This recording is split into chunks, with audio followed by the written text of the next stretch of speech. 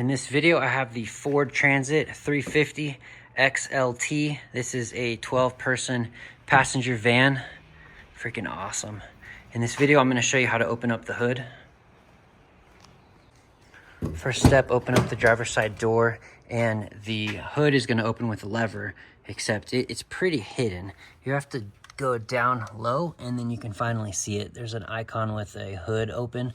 Go ahead and pull that lever. You're going to hear a pop. That is a cable latch that opens up the hood. You can see the hood is now elevated. Reach your hand in between, right above the emblem. There's going to be a switch to pull.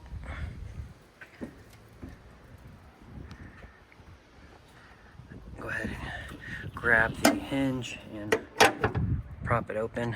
So you can see this is the mechanism that you move in order to release the locking latch from the mechanism.